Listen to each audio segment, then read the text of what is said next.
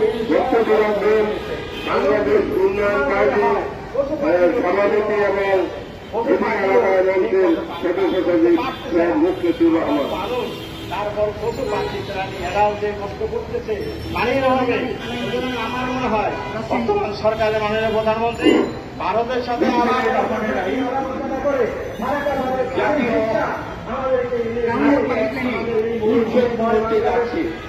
সেই মুহূর্তে অধিকার আদায় মঞ্চের উদ্যোগে আরেকটা দিবসে আলোচনা সভায় সম্মানিত প্রধান অতিথি নাজিমুদ্দিন আজাদ উপস্থিত বিভিন্ন রাজনৈতিক নেতৃবৃন্দ।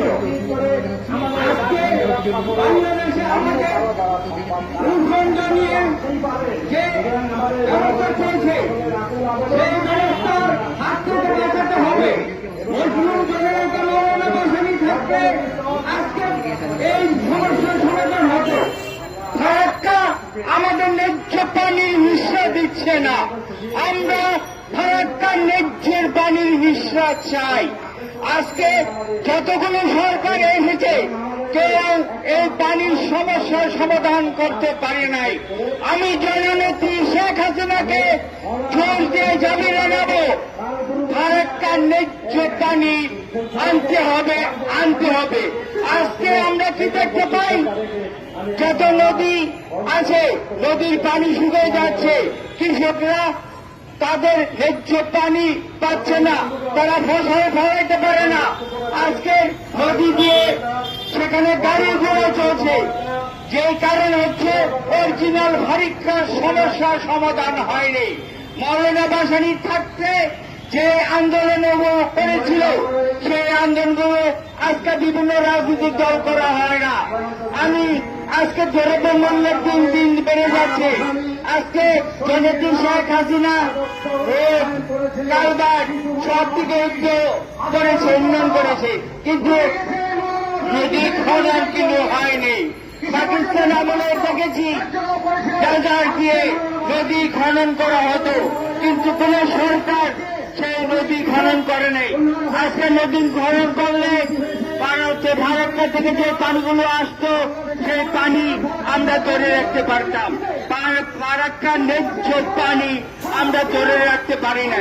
বর্ষা মৌসুমে আমরা ডুবে যাই, শীতটা মৌসুমে আমরা পানি পাচ্ছি না। আজকে কৃষকরা পানি পাচ্ছে না, আজকে কৃষিকাজে ব্যাহত হচ্ছে। আজকে এই যে বর্জ্য প্লাস্টিক সামগ্রী এগুলির কারণে নদীর তলদেশে এই বর্জ্যের কারণে পানি দূষিত হচ্ছে, কৃষিকাজ উন্নত হচ্ছে না। আমি নির্দ্বিধা বলতে চাই, জননেত্রী শেখ হাসিনা আপনি নদী খনন করুন।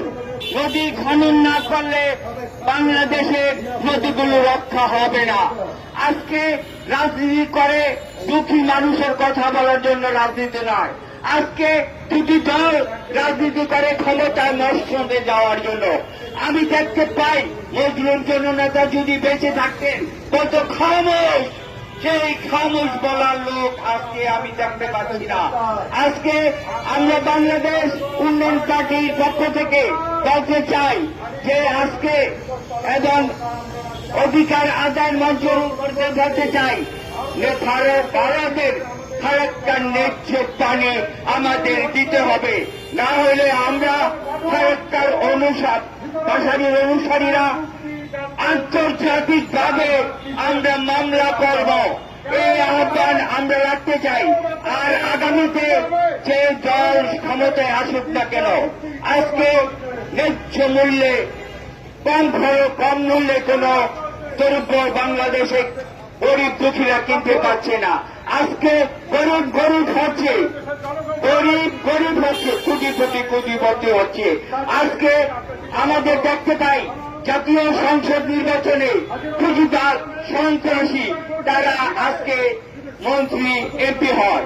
আমি জানি কৃষক শ্রমিক মেহনতি খেতে খাওয়া মানুষের রাজনীতি হচ্ছে না। আজকে খুঁজুদার তারাই আজকে রাজনীতি করে। আজকে মজলুম জনতা মৌলানা ভাসানী বেঁচে থাকে, আজকে কৃষক শ্রমিক মেহনতি মানুষের কথা বলতো।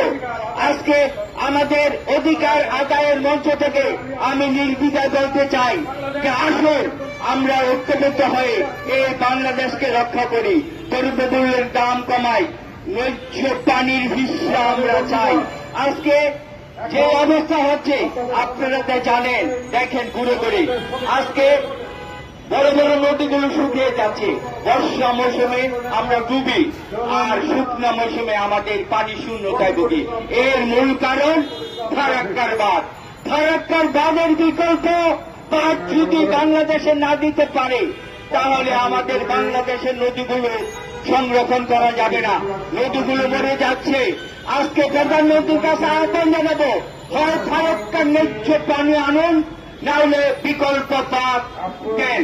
এই আহ্বান জানিয়ে আমি আমার সভাপতি বক্তব্য বাংলাদেশ উন্নয়ন পার্টি এবং অধিকার আদায় মঞ্চের সভাপতি হিসাবে বক্তব্য আমি শেষ করছি।